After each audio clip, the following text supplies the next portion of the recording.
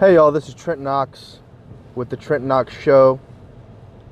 This is going to be a little new format we got going on here as I get through the trials and tribulations of getting to a place in which I can record and produce a good show for y'all to listen to. I wanted to make this this new episode to explain some of the changes. So I've been doing this show in a way in which it's like a serial concept with episodes within the series, during the seasons, you know what I mean? And so going forward from here, I'm just gonna put out the show. It's gonna be the Trent Knox Show. It may even become the Trent Knox Podcast. It may have another title that's specific to the subject matter or the content that I'm going to be talking about, but you'll know as I get this transition going. So first and foremost, it's going to be the Trent Knox Show until that happens. So we're on the Trent Knox Show right now, but this episode's going to be about clout chasing. So I just did an episode with Brian Kern, a crossover episode of a segment that Brian Kern and I are in development of called Cutting Edge. And it's about necessarily different specifics in our own lives and also in the lives of everyone related to industries such as like technology, social media, acting, any industry, and how we kind of navigate through these things that are becoming big influences on our lives. So, but one of the things that I got into it with Brian about was, traffic in Austin is terrible. I'm trying to drive and do this podcast. So one of the things I got into it with him about was my inner circle. And then the circle that, the circle of content creators that is close to distant away, and their influence as it relates to us creating content, and whether that's a positive or a negative. I brought up a lot of people who are content creators that I don't necessarily agree with. I don't necessarily believe that they provide quality content or honest content to their viewership, or to the viewership that is demographically related like me.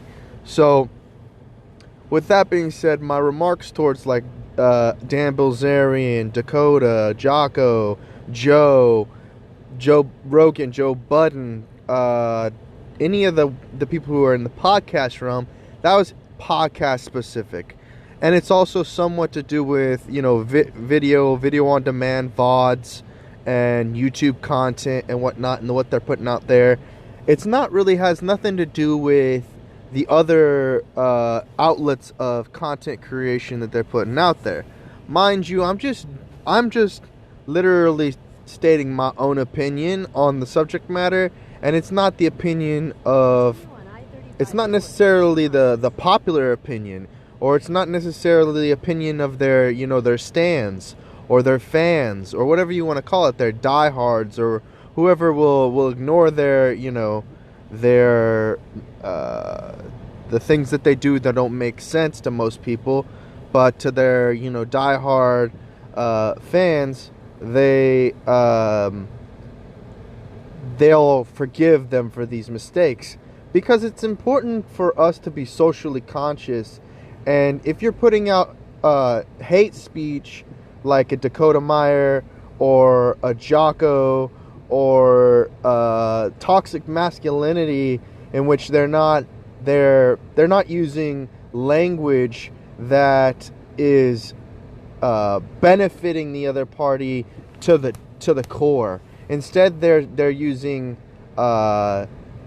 aggressive rhetoric that doesn't necessarily translate to someone who has never dealt with aggressive rhetoric before, or maybe they've had mental abuse in their life and that they've been physically abused, mentally abused through their lives, and they run into a caveat where the type of aggressive rhetoric that we hear from toxic masculine people, then we have issues, you know, where they should be using their communication skills better to help people with these sorts of these issues due to, you know, either being raised in a cage or being tortured as a child with cigarettes being put out on them.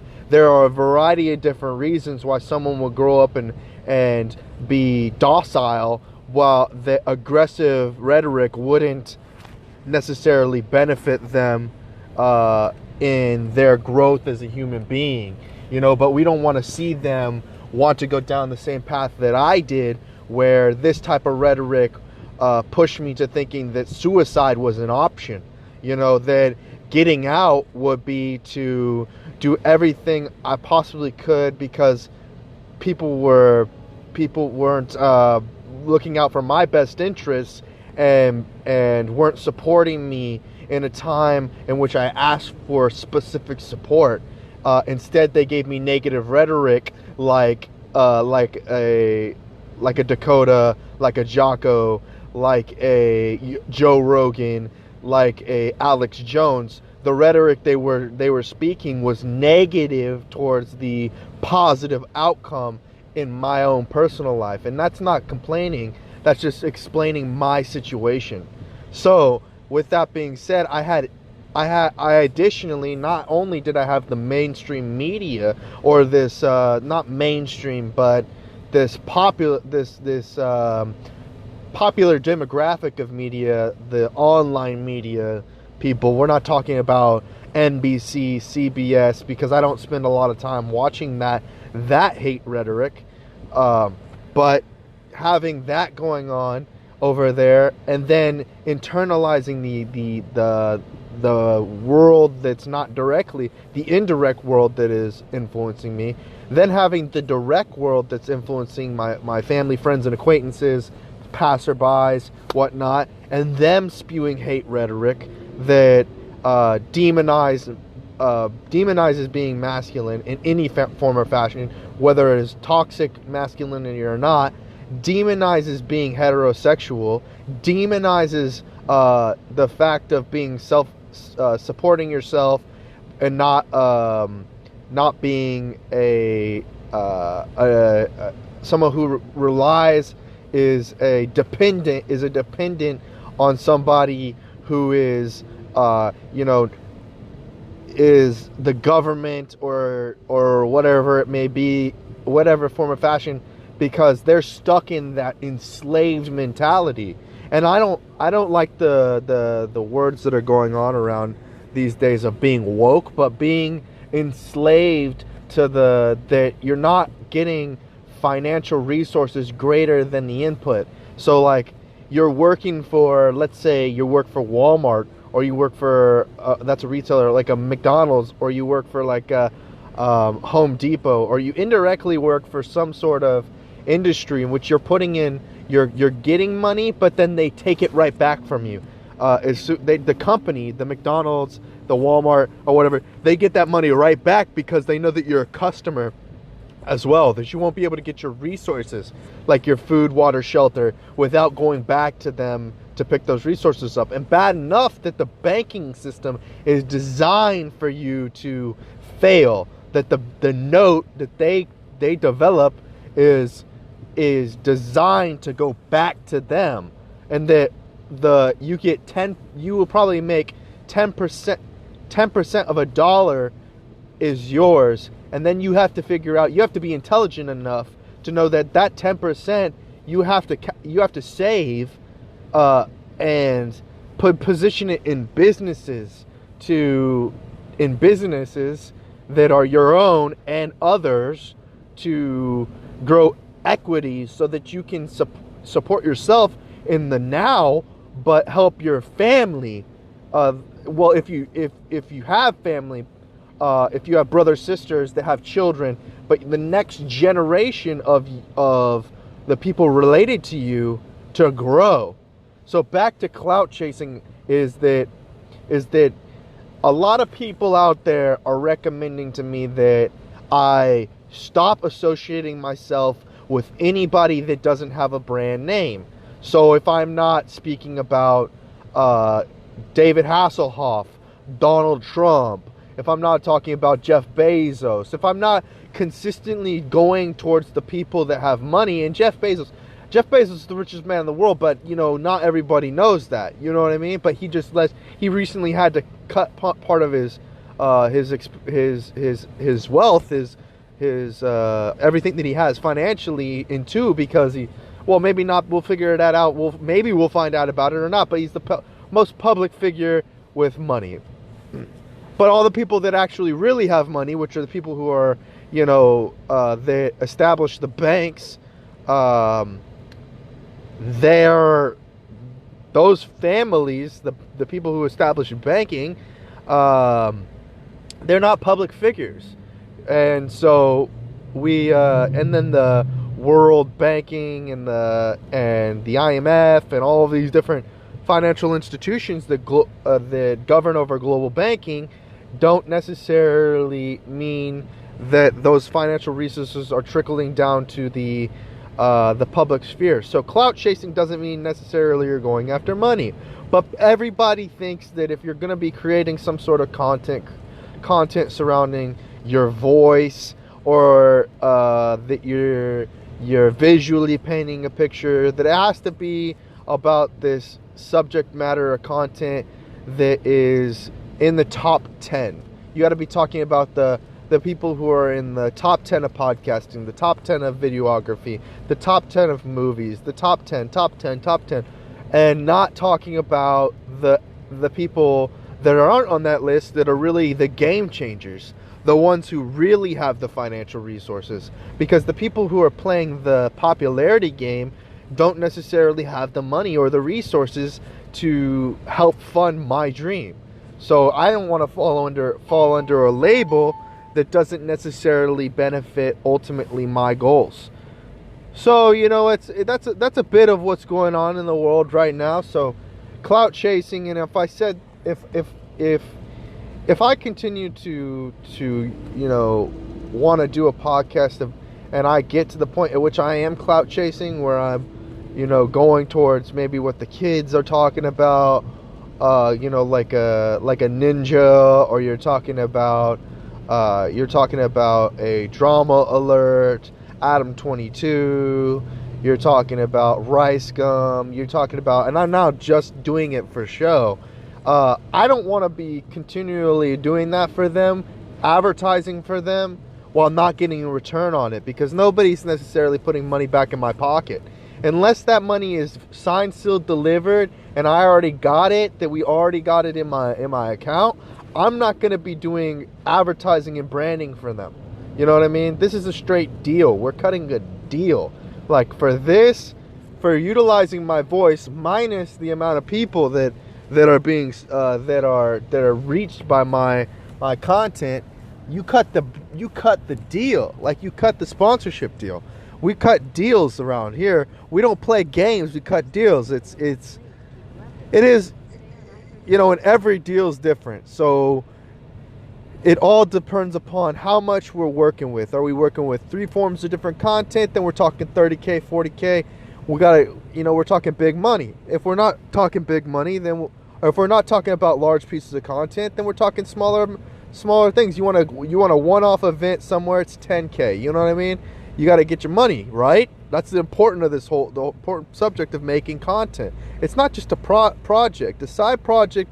If you're getting paid to do something unrelated to creating content, then you're doing a side project where you're creating content.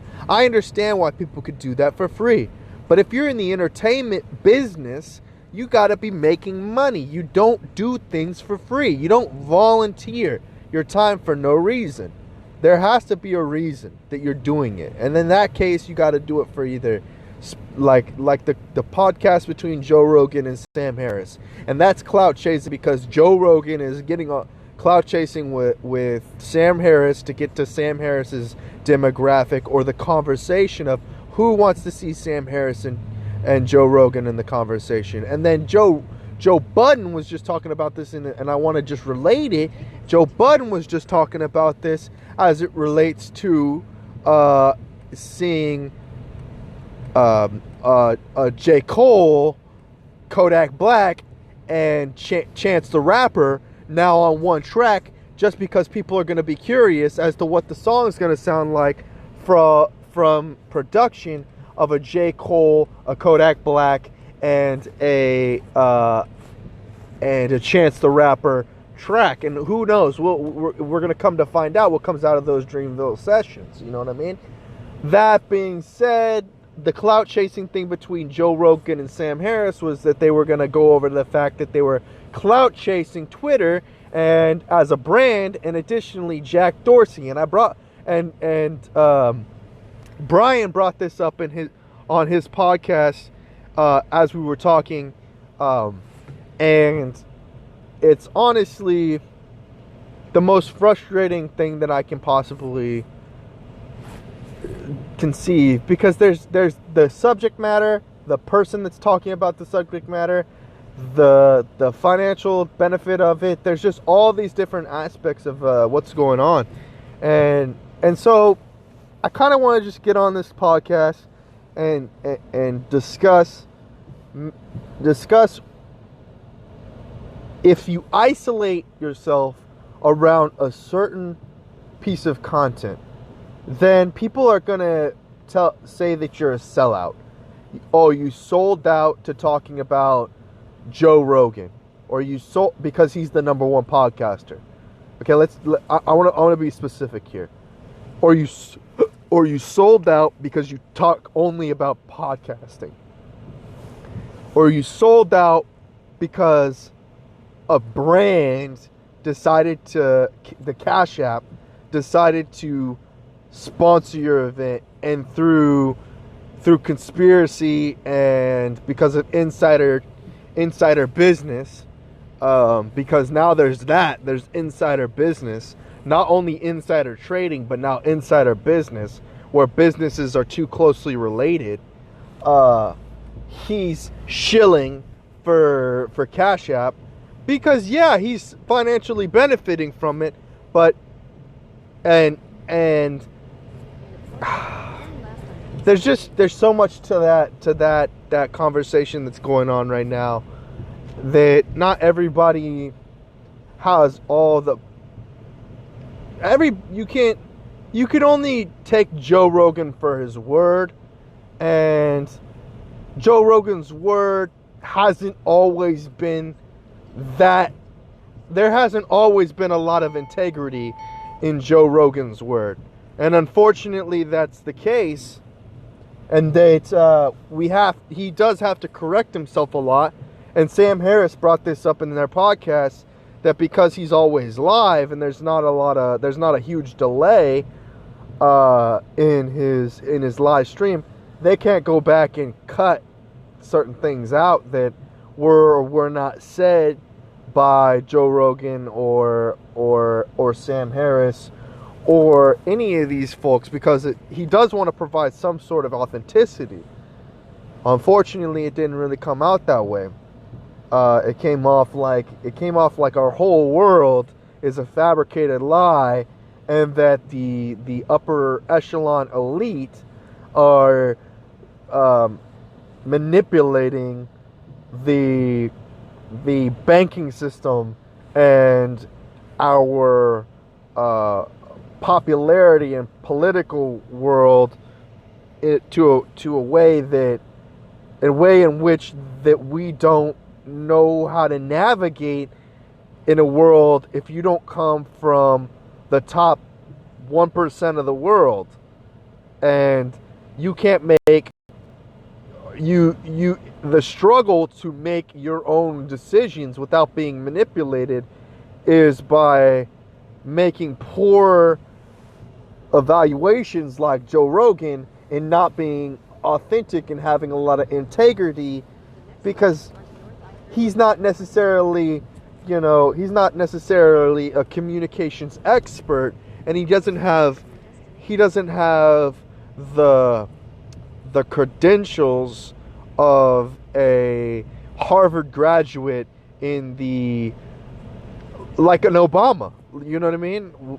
He doesn't have a speech, communications, or communicology degree that transcends. You know what I mean? So what we're left with is just people that are stuck in a loop, like myself, where I don't have the financial resources to command a large production, or do a high quality thing, and then having the ability for those type of people to give us a lot of content, a lot of the people that are in the top 10 of podcasts giving us the opportunity to create content and clout chase. So I'm not trying to complain. I'm just basically explaining the reality, and why people complain that people aren't, talking to people famous, is because it's a financial game. It's not a who you know. It's a what do you have. It's a what do you have thing, and that's the situation that we're in. Is that if you're clout chasing, you better have a lot of financial resources. It's not who you know, what you know. It's what do you have. And that's it, guys. That's Clout Chasing episode. If you want to follow me on Trent Knox TV on pretty much all platforms: Facebook, Instagram, Twitter, LinkedIn, or Trent Knox, Facebook, LinkedIn, Twitter, Instagram, all of that stuff. All right, take it easy, y'all. I'll catch you on the next episode.